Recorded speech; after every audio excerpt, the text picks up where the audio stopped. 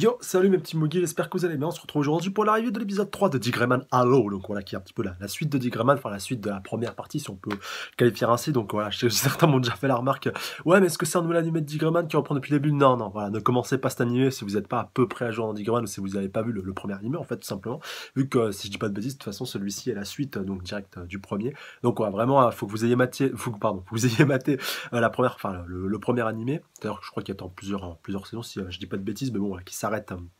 Juste avant en fait que celui-ci commence, mais il y a eu quand même pas mal de décalage, pas mal d'années d'intervalle entre les deux, ou alors de lire le manga tout simplement, comme moi je l'ai fait. Et donc voilà, en plus le manga est un peu plus avancé que l'anime. Voilà, à l'heure actuelle il a repris, même s'il a encore une fois une petite parution régulière. Mais en tout cas c'est du très très bon, et là on a repris vraiment au meilleur moment, voilà, comme je vous le dis dans toutes les reviews de Tigreman, voilà, de Tigreman Halo, c'est vraiment du très très bon en ce moment. Et là avec cet épisode là et ceux qui vont arriver par la suite, vu que celui-là il est plus pour introduire un nouvel exercice. De toute façon je pense que vous l'avez compris au vu de l'épisode précédent avec le petit Timothy et son innocence qui est ô combien pété quand on va le voir dans cet épisode-ci. Enfin, quand même bien cheaté, surtout avec du bon entraînement. En plus, voilà, il est petit, donc je pense que l'auteur a dû penser à ça au moment en fait où elle a décidé de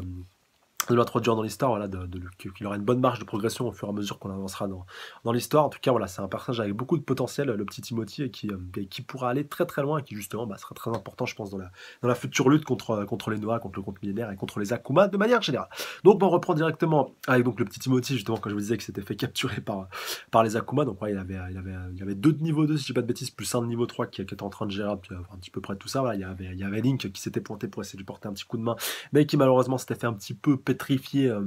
pantinifié, voilà, zombifié ou marionnettisé, voilà, aussi c'était un des termes que j'avais employé dans la review précédente, en tout cas pour expliquer, voilà, qu'il pouvait plus vraiment, il était plus vraiment libre de ses mouvements, même si bien entendu vous entendez bien que ça va pas être quelque chose de définitif, mais quand même voilà, avec un pouvoir bien cheaté dans Akuma. Et là en l'occurrence Timothy qui était quand même pas mal bloqué, voilà, qui a été récupéré, vu que quand même le sacrifice de Link avait permis de le récupérer, bon, pour un court laps de temps. Et donc là ce coup-ci c'est la petite Emilia, donc, ouais, qui travaille aussi à l'orphelinat, qui est la fille de l'inspecteur qui était en charge, donc Galmar, si je ne je crois qu'il s'appelle comme ça. Donc en plus ça se passe en France, donc ça colle à peu près, en tout cas pour ce mini-arc entre guillemets, par rapport au petit Timothy, voilà, d'introduction pour ce personnage-là. Et donc par rapport à la petite Emilia, donc qui travaille à l'orphelinat, donc je sais pas si non, maintenant je crois pas qu'elle y loge, vu qu'on la voit après justement à la maison avec son petit papoulet. Donc non, voilà, qui travaille à l'orphelinat avec la bonne mère. Puis donc voilà, le petit Timothy aime bien venir taquiner et bien venir peloter, n'est-ce pas? D'ailleurs, putain, tu crois qu'à la limite j'ai cru qu'elle aimait ça, vu qu'à la fin elle a décidé de l'accompagner. Mais en tout cas voilà, c'était assez bien, puis de voir aussi qu'elle n'hésite pas à se décarcasser, donc on voit quand même qu'elle n'hésite pas à tirer au pistolet et tout, tu vois, voilà, c'est une thug la meuf et tout. Et donc ouais, pour essayer de dégager le petit team, au final ça sert à rien. Et au moment en fait où elle s'apprête à se faire un petit peu pourfendre et trancher en deux par l'Akuma de niveau 3, voilà, celui qui est un petit peu bodybuildé et tout orange, et Timothy décide de se bouger un petit peu le derrière, et donc voilà, un petit peu dans un dernier élan, il active son innocence pour prendre le contrôle d'un Akuma, et par conséquent il arrive à libérer le plein potentiel, si vous voulez, de son innocence, qui est quand même assez cheaté. De toute façon vous allez vite vous en rendre compte. Même si avant ça, c'est vrai que avant tout simplement que Kimia décide d'intervenir, quand il a été un petit peu emprisonné, t'as Tim Campy qui a récupéré le stylo de Ward pour essayer de le faire communiquer avec Allen. Donc Allen qui lui dit t'inquiète pas, on va venir te sauver et tout, ne perds pas espoir et tout. Et puis donc voilà, Timothy qui n'hésite pas, donc il lui dit ouais, ferme ta gueule, c'est toi et tout qui m'a mis dans cette situation là, c'est toi qui a pourri ma vie, c'est toi qui a détruit ma vie en vous pointant vous et vos exorcistes et tout. Mais entre-temps, voilà, mais quand même, voilà, il insulte pas très longtemps, vu qu'en parallèle de ça, il se rappelle un petit peu des paroles dures de Allen quand il était justement, voilà, il se faisait encore un petit peu passer pour G. Et par rapport au fait que pas mal de monde ait souffert par sa faute, voilà, que surtout à ce moment-là, Allen ne savait pas que c'était un gamin qui était responsable de tout ça. Et donc voilà, d'autant plus que son discours un peu plus de portance, justement, voilà, de portance à une plus grande portée maintenant, justement, vu que ça concerne un enfant qui a accompli donc ces différents délits, ces différents larcins. Et donc voilà, il prend un petit peu conscience de tout ça, même avec peut-être avec un petit peu de retard, mais au moins il en prend conscience, et c'est pour ça qu'il décide maintenant de se bouger et de régler un petit peu les choses par lui. Mais ça, franchement, ça fait super plaisir. Et donc c'est à ce moment-là, voilà, qu'il décide de se décarcasser pour protéger les êtres qui lui sont chers, et donc il décide de prendre le contrôle de l'Akuma de niveau 2, donc voilà, le pétrificateur. Donc voilà, ça s'invente pas, il a pris le contrôle du plus, enfin peut-être pas du plus puissant, mais celui avec la capacité la plus intéressante, même s'il va se rendre compte un petit peu après que voilà, même s'il arrive à prendre le contrôle de son corps, et donc un petit peu à éveiller son plein potentiel, et donc par conséquent libérer son innocence, et à prendre donc son nom qui est Tsukikami, si je dis pas de bêtises. Donc voilà, il arrive un petit peu à prendre le contrôle de l'Akuma, et il l'innocentifie, je sais pas si on peut aussi le qualifier comme ça, voilà, grosso modo, il n'est plus un Akuma, il devient donc une innocence, et surtout une arme anti-Akuma, c'est-à-dire qu'il garde les mêmes pouvoirs que quand il était un Akuma, sauf que maintenant c'est des pouvoirs anti-Akuma. C'est simple, et hop, ça fait des chocs à pic, c'est tout ce que vous voulez, mais voilà, en tout cas c'est un choix scénaristique assez simple, certains pourraient dire, mais ça reste quand même un pouvoir bien cheaté, et quand même assez bien trouvé, assez ingénieux, voilà, et surtout quand il a une grosse marge de progression, comme on le verra un petit peu après, voilà, c'est pas aussi cheaté du point qu'il puisse aller prendre le contrôle d'un Akuma de niveau 3, de niveau 4, vu qu'il a voilà, vu que c'est donc sa limite est du niveau 2 pour à l'heure actuelle, et que justement, bah, même en essayant de prendre le contrôle, en essayant justement de se servir de ses pouvoirs contre des Akuma de niveau supérieur, donc en l'occurrence contre le niveau 3, vu que contre le niveau 2 ça a marché, puis il a réussi donc à le terminer. Donc voilà, le petit lapin qu'il avait un petit peu bloqué, voilà, le troisième Akuma. Mais en tout cas, voilà, pour le niveau 3, ça suffisait pas. Et donc voilà, ça rejoint un petit peu ce que je vous disais tout à l'heure, comme quoi il a une bonne marge de progression et que au fur et à mesure qu'il s'entraînera, puis qu'il affrontera, et puis qu'il luttera au contact donc, des exercices contre les différents Akuma, voilà, qui arrivera un petit peu à progresser, bah, il pourra prendre le contrôle d'Akuma de plus en plus puissant. Et comme je vous disais, bah, plus tard, quand une grosse lutte et une grosse baston contre les Noah et puis contre Millénaire se profilera, si un Akuma de niveau 4 se pointe, d'ailleurs, je crois que c'est le niveau maximal qu'on a vu à l'heure actuelle, bah, s'il est capable de prendre le contrôle d'Akuma de niveau 4 et qui en plus ont une capacité intéressante, bah, là, justement, ça pourrait se révéler très très intéressant. Et là, on pourrait voir justement le plein potentiel de sa capacité en action. Et pour ça, je suis impatient de voir tout ça, et vous aussi, je suppose. Et un point important aussi par rapport à Tsukikami, donc ouais, qui est le nom de son innocence, et si je ne dis point de bêtises, donc ouais, elle a décidé de donner ce nom-là à le sorte tout simplement de petit clone de lui-même, donc ouais, d'un petit peu de personnification justement, comme le double, comme son double est en train donc de presser, c'est tout simplement toi, comment tu t'imagines quand tu seras un petit peu plus grand. Donc ouais, quand même l'auteur elle a assez bien respecté les proportions, donc ouais, c'est juste lui en un petit peu plus vieux. Donc bah, lui demande simplement, là, est-ce que tu peux entraîner, voilà, tu vois, même un petit peu en train de se vanter, oh t'as vu, c'est moi quand je suis beaucoup plus grand. Et donc ouais, bah, tout simplement, il n'y a que lui qui peut le voir, vu que c'est tout simplement son innocence, et qu'il est le seul possesseur donc, de son innocence, donc c'est totalement logique que seul lui puisse donc avoir cette possibilité de pouvoir interagir avec lui. Mais sauf que voilà, il connaît un petit peu plus de choses que lui. Il lui précise que justement, bah, s'il a pu enfin se libérer, c'est parce qu'il a pris le contrôle d'un Akuma, voilà, alors qu'avec les humains, bah, il utilisait ça, si vous voulez, un petit peu, même pas à 25-50% du potentiel de son innocence, alors que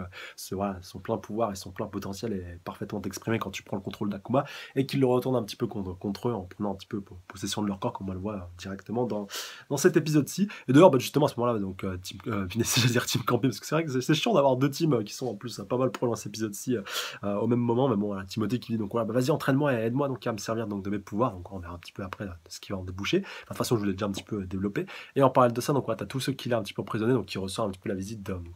d'exorciste et puis donc de l'inspecteur River, si je dis pas de bêtises, donc ouais, qui est accompagné de membres de Centrale, des membres de Centrale qui auront un rôle très très important à jouer, comme on le verra un petit peu après. Surtout, alors, bah, on sait que Link lui aussi fait partie de Centrale et qui va être un petit peu étonné par rapport à ce qu'un de ses collègues voilà, va faire face à la commande niveau 3. C'est vrai que c'était quand même assez abusé comme pouvoir, et nul doute donc que Luberrier est derrière tout ça, et que voilà, il va sûrement avoir de noirs désirs entre guillemets, et voilà, il doit pas avoir donc des intentions très nettes par rapport à ce qu'il fait faire à ses subalternes, si vous voyez un petit peu ce que je veux dire. Mais retour sur le petit Timothy, donc voilà, après avoir pris le contrôle bien entendu de cet Akuma de niveau 2, bon, à un moment donné, il va décider de relâcher son corps pour pouvoir prendre celui du contrôle de niveau 3, comme je vous disais. Mais malheureusement, il va pas pouvoir retourner dans le corps du niveau 2, ouais, ça justement, bah, le petit Tsukikami avait oublié de lui préciser, donc ouais, il a agi un petit peu il a agi un petit peu trop vite, ouais, il a pas trop pesé le pour et le contre, et malheureusement, bah, il se retrouve sans corps pour pouvoir le protéger, ouais, il se retrouve avec son vrai corps, vu que c'est vrai qu'il combattait pas avec son corps physique, ça a aussi un autre pouvoir assez cheaté encore une fois. Et bah donc là, il se retrouve quand même dans une situation assez critique, sauf que là, bah, Link arrive un petit peu pour le sauver, donc même s'il est encore un petit peu voilà, marionnettisé, encore une fois, pour reprendre un petit peu ce terme-là, il peut encore combattre, même si ça va être assez limite. Mais en parallèle de ça, bah, on va voir quand même que voilà, directement, bah, les membres que je vous disais de Centrale vont commencer à se bouger, ils vont retrouver donc directement la trace de l'orphelinat. Ils seront d'ailleurs accompagnés par le père donc d'Emilia, donc voilà, l'inspecteur, on va dire un petit peu random, qui croit pas trop aux exorcistes, enfin random, voilà, c'est un bien grand mot, et donc bah, ils vont se rendre compte directement que la maison est un petit peu isolée par un champ de force. D'ailleurs, ça me fait un petit peu penser, je sais pas si vous vous rappelez dans Naruto, enfin au début, donc voilà, sur c'est pas du spoil, pour ceux, enfin, en même temps qui n'a pas vu la fin de Naruto, après, ceux qui suivent uniquement l'animé, je vous comprends, enfin voilà, vous êtes vous encore, ça passe, mais par rapport au manga, donc voilà, ce qui se passait un petit peu au début, donc avec les 4 du son qui étaient capables de faire un cube pourpre, en fait, où personne donc pouvait un petit peu rentrer à l'intérieur, donc ça m'a fait un petit peu penser à ça, donc voilà, surtout avec le cube qu'on peut un petit peu retrouver ici avec la baraque, avec les petites, si je dis pas de bêtises, coccinelles postées, enfin coccinelles un petit peu possédées, un petit peu gérées, comme on le verra à la fin de l'épisode je sais pas si ouais, bah ouais, par des Akuma à la solde du conte millénaire, donc, ouais, qui ont cette capacité de pouvoir créer ce petit champ de force, et puis donc de matérialiser via les petites coccinelles. Et donc bah, voilà, ce champ de force qui est totalement impénétrable, sauf par des membres donc, de Centrale, comme on va le voir, donc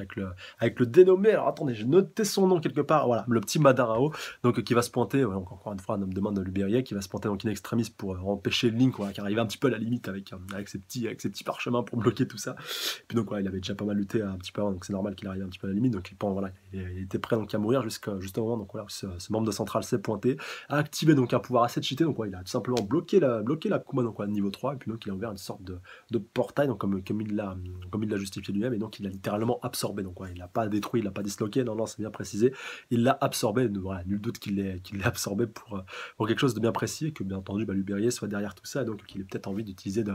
voilà, la puissance justement des plus puissants Akuma, pourquoi pas, enfin je sais pas, justement, pour voir, en plus je suis vraiment honnête, je me rappelle même plus que ce à quoi ça va servir un petit peu après, ni même si on l'a vu un petit peu dans le gros détail, donc, ouais, comme quoi ça fait un petit moment que j'ai lu les chapitres, donc ouais, bah, nul doute que cette absorption-là ne soit pas anodine, et encore plus avec un Akuma de niveau 3, même s'il aurait pu le faire aussi sur l'Akuma de niveau 4, il aurait été un peu plus gagnant en change. Mais pour l'Akuma de niveau 4, quand on va le voir un petit peu après, voilà, il va avoir lui aussi sa destinée toute trouvée, vu que bah, il va être en train d'affronter Allen et puis Kanda, il va arriver un petit peu longtemps, mais si on va à la limite, d'ailleurs, Marie va être mis un petit peu de côté dans cet épisode-ci. Et c'est vraiment Allen et puis Kanda qui vont enchaîner juste au moment en fait où ils vont commencer un petit peu à le trancher à bras, puis Allen va commencer à se mettre un petit peu sur le côté, puis donc à laisser son épée un petit peu au loin pour pouvoir mieux le planter. Et là, je pense que pas mal d'entre vous donc, ont dû tilter par rapport à ce qui s'est passé, vu qu'il a planté l'Akuma, puis s'est fait planter lui après. Et donc voilà, l'Akuma lui dit, mais t'es taré, pourquoi tu t'auto-plantes toi-même, t'as envie de te faire du mal, t'as envie de te faire souffrir. Puis donc Allen qui lui dit, mais t'en fais pas, de toute façon cette arme-là ne marche que contre les Akuma, voilà, là, elle a aucun effet, si vous voulez, réel. Genre un mec lambda, il se fait planter par cette arme-là, bah, il subira, enfin il subit rien quelque part, il se fait juste transpercer, c'est tout. Alors que là, l'Akuma, voilà, cette arme-là, d'ailleurs, comme il le dit très justement, Allen, il est fait pour lutter contre les Akuma, contre les Noah et contre le contre millénaire, donc quoi, contre tous les antagonistes du manga. Mais comme justement, le Général Cross nous l'avait rappelé dans le premier épisode justement de cette nouvelle animée, que Allen a lui aussi quelque chose qui le lie directement à un Noah, bien entendu, au 14e, et vous l'avez bien vu, au moment où Allen a commencé un petit peu à cracher du sang, que le 14e, bien entendu, voilà. Désolé un petit peu de casser le mythe, mais je pense que vous l'avez bien capté, au moins bah, ça lève un petit peu le doute si vous en doutiez, mais c'est bien entendu le 14e qui s'est repointé à ce moment-là, et c'est bien entendu pour ça que justement l'Akuma niveau 4 dit « Oh, un Noah » et tout, donc voilà, ils sont hyper gars, parce que rappelez-vous que les Akuma, là-bas, c'est des humains normaux, et donc voilà, bon, c'est grâce un petit peu aussi aux Akuma, enfin, grâce aux Noah, qui peuvent réussir à acquérir plus au compte millénaire, mais après,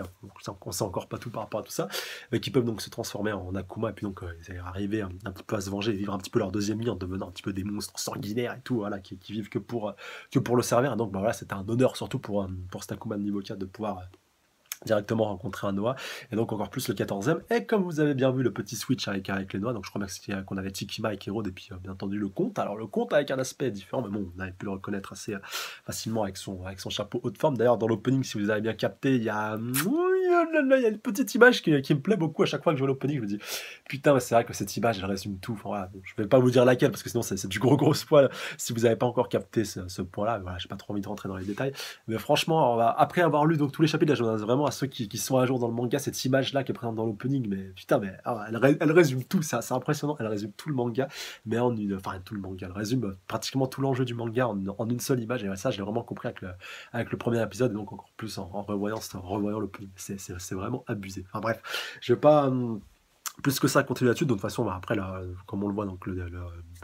punaise, la commande niveau 4 se fait trancher en deux. Le 14e, du coup, se rebat, et puis donc Allen arrive un petit peu à reprendre le contrôle de son corps. Et bien entendu, fort heureusement, Kanda n'a pas, parce qu'il aurait pu tout le double planter et planter Salam, puis donc bah, essayer de s'en prendre directement au 14e. Mais donc, je pense voilà, quand même qu'il n'est pas sourd, il a dû entendre ce que justement la commande niveau 4 a dit à Allen. Donc voilà, punaise, un Noah et tout. Et donc bah, finalement, elle a décidé de l'esquiver. Mais bon, je pense qu'il était quand même un petit peu attentif pour voir un petit peu sa réaction. Et je pense que le 14e, voilà, plutôt compris et se dit ouais, c'est pas le moment de prendre le contrôle de celui-là, on va attendre le bon moment parce que là c'est pas le moment le plus opportun, le plus propice pour pouvoir reprendre le contrôle de son corps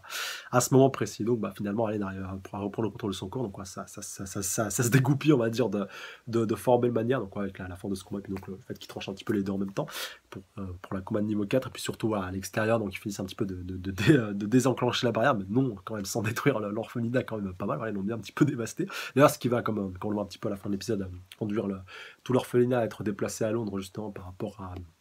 un père qui a bien voulu donc accueillir la mère supérieure et puis tous les orphelins. Donc ouais, en attendant, bien entendu, qu'après ce que notre petit Timothy a pu négocier, quand même, le gamin il est petit, puis c'est quand même un bon négociant niveau voilà, tout ce qui touche à ça. Et donc bah, c'est lors de la Croix Noire, voilà, lors des exercices qu'il va devoir passer à la caisse, et puis plus précisément donc comme oui, voilà, qui a failli nous faire une syncope, on va dire un petit peu la note, parce qu'il y a tout ce qui est appelé, donc l'orphelinat à mettre en état, quelque part un petit peu être aussi rémunéré. Voilà, Timothy a demandé un petit peu son salaire, donc quoi, il a pas eu trop à se plaindre d'ailleurs, comme comme il en parle un petit peu à la mère supérieure. Donc voilà, tous les gens aussi à indemniser, tous ceux qui l'a volé, tous ceux qui ont été en taule à cause de lui. Enfin voilà, ça fait quand même une bonne grosse somme à la fin. Mais bon, finalement, bah, Komu a décidé de passer à la caisse, mais quand même, voilà, c'est assez pas rien. Mais en même temps, quand tu vois la recrue que les exorcistes ont réussi à avoir, surtout le potentiel que cet exorciste a, surtout s'il s'occupe bien donc de son entraînement, voilà, au final, tu étais largement gagnant en change, surtout, voilà, surtout s'il t'arrives à le faire atteindre un certain niveau, et puis qu'il est décisif dans la lutte contre le Noah, et puis contre le compte millénaire, de manière globale. Et juste avant que Timothy donc se barre, donc au moment en fait où tout le monde ressort, j'ai beaucoup aimé la petite scène donc avec l'inspecteur qui dit ah le petit Timothy donc il raconte un petit peu son histoire voilà, par rapport à son père donc il savait qu'il était aussi là quand son père commettait des larcins mais il a pas voulu justement le prendre avec lui enfin un petit peu l'emprisonner, il a voulu un petit peu le prendre sous son aile voilà, parce qu'il se sentait un petit peu responsable vu qu'il avait mis son père derrière les barreaux donc là il dit bah, maintenant c'est moi qui vais m'occuper de toi et tout t'inquiète pas tu seras bien maintenant tu manqueras de rien donc à ce moment là t'as tout le monde qui est en train de se marrer donc voilà il dit putain non me marrez pas tous en même temps et tout par rapport au fait qu'il soit totalement HS par rapport aux événements qui se passent, surtout qu'il ne croit pas trop aux exorcismes, même si on voit qu'il a commencé un petit peu à tilter au moment où l'orphelinat a été détruit puis a explosé du coup d'un seul coup. Donc on dit oh putain, qu'est-ce qui se passe maintenant? Ah, le truc est tout calme et puis ça explose donc sans qu'on ait des grosses explosions apparentes donc voilà, c'est pas rien non plus et donc voilà, au final Timothy donc qui décide de rejoindre donc l'ordre des exorcistes et puis de prendre un petit peu la meilleure décision pour lui et de mettre un petit peu son pouvoir au service si vous voulez de la meilleure cause et comme on va le voir un petit peu après donc avec Emilia donc la fille de l'inspecteur donc qui dit ouais mais de toute façon moi aussi voilà comme je vous disais tout à l'heure qu'elle décide donc finalement de rejoindre aussi l'ordre des exorcistes elle va pas avoir un rôle hyper important de toute façon au QG il n'y a pas que des exorcistes ça aussi c'est un point important à souligner même les membres de Centrale ne sont pas à proprement parler des exorcistes, même s'ils ont des capacités assez cheatées, il faut bien le reconnaître, mais quand même, et donc bah, finalement elle décide de le suivre, donc peut-être pour s'occuper de lui, pour faire un petit peu la popote, ou être un petit peu sa bobonne, enfin je sais pas, ou alors parce que c'est trop d'affection pour lui, allez savoir, mais en tout cas voilà, son père tombe des nues, il est en train de, j'aime bien, il est en train d'éplucher sa pomme, il me dit ouais, j'ai pris un petit peu de jour de congé pour m'occuper de toi, ma fille, t'inquiète pas, ça va bien se passer, et puis donc au final elle lui annonce, donc c'est une grosse annonce, et puis donc voilà, il est complètement sur le cul, voilà, cette scène-là m'a bien fait marrer, et puis surtout bah, la scène finale, donc voilà, avec donc Timothy. Alors je sais pas c'est à quel monument de Paris, parce que je sais pas si justement si l'auteur a voulu retranscrire un bâtiment qui existe vraiment. Je sais pas, ça me fait un petit peu penser au Sacré-Cœur, mais je sais pas s'il était bâti à cette époque-là, vu que ça se passe au 19e, si je dis pas de bêtises, 19e ou 20e, non, plus 19e, parce que je crois pas qu'il y avait je crois que justement ils étaient encore au carriole, t'avais pas trop de machines à vapeur ou tout ce qui touchait à ce train-là, ou en tout cas ça commençait. Et du coup, bah voilà, il se retrouve donc avec un beau coucher de soleil, avec Allen en plus, et non, pas Kandal, il était avec Link à ce moment-là. Et surtout, bah voilà, donc Timothy qui lui explique voilà, c'est super maintenant qu'il a découvert un petit peu tout l'ordre des exorcistes, maintenant qu'il a une super chambre, qu'il a une superbe salle de bain avec une immense baignoire et tout, donc voilà, tout ce qu'il avait pas à l'orphelinat, que tout s'est bien passé, que finalement, voilà, même la bonne sœur lui dit enfin la bonne mère lui dit que tout maintenant se passe très bien et qu'ils vont bientôt donc pouvoir récupérer leur nouvel orphelinat, donc voilà, qu'il a bien réussi à négocier, qu'elle est super contente, et au final, bah, les deux se font des adieux assez émouvants, assez larmoyants. D'ailleurs, ça commence par Timothy qui lui dit à la bonne merde, t'as de la morphe qui pend au nez, voilà, alors qu'elle est en train de pleurer, puis qu'elle a juste un petit filet qui coule, alors que lui, voilà, il est vraiment totalement sanglots, c'est assez ouf, c'est assez mignon, c'est assez larmoyant, en tout cas, c'était une scène assez touchante, et puis voilà, même Allen, juste derrière, qui est un petit peu en train de rompre un petit peu ce moment d'intimité, même si les deux ne le voient pas, au final, ce qui casse pas cette scène-là, mais Allen qui dit, voilà, que ça lui rappelle un petit peu, lui, avec Mana, quand il était un petit peu plus petit, voilà, cette relation-là, puis d'ailleurs, même lui qui dit, ah bon, tu me parles de ça maintenant, et donc voilà, c'est la première fois d'ailleurs Allen me lui dit ouais c'est la première fois que je décide d'en parler de quelqu'un donc hors Général Cross voilà maintenant que j'y pense vu que c'était un petit peu directement concerné par ça et donc Allen qui lui dit ouais voilà, de toute façon c'est pas si grave je peux bien t'en parler puis maintenant voilà c'est passé puis je lui ai pardonné voilà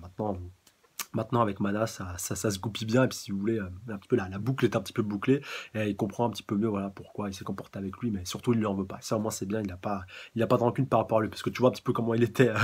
vraiment furax dans le premier épisode là au moins ça lui a permis un petit peu de s'apaiser de se retrouver un petit peu en phase et en paix avec lui mais ça en tout cas ça annonce du très bon pour la suite et donc l'épisode qui se termine là-dessus avec du gros teasing pour la suite donc voilà le prochain épisode qui promet ma foi au vu de la preview d'être fort passionnant voilà ça va vraiment partir dans tous les sens si vous croyez voilà que ça va rester calme donc ne vous y trompez pas surtout avec un animé aussi court de toute façon faut que ça bouge donc voilà avec la preuve avec ce combat qui s'est déjà terminé au bout du deuxième épisode mais en tout cas ça annonce du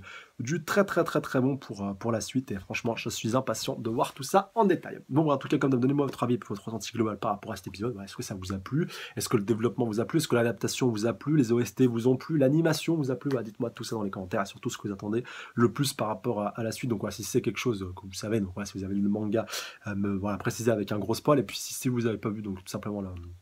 la suite, donc dites-moi ce que vous aimeriez voir de manière générale et globale. Et je me ferai comme toujours un grand plaisir d'échanger avec vous et puis d'interagir autour de tout ça. Sur ce, je vous embrasse très très fort. Je vous dis dans les commentaires. D'ici là, prenez soin de vous à la semaine prochaine ou à très bientôt. Peut-être non, peut-être pas la semaine prochaine, vu que maintenant je suis sur une assez bonne dynamique. En tout cas, à la prochaine. D'ici là, prenez soin de vous. Salut à tous. Sayonara.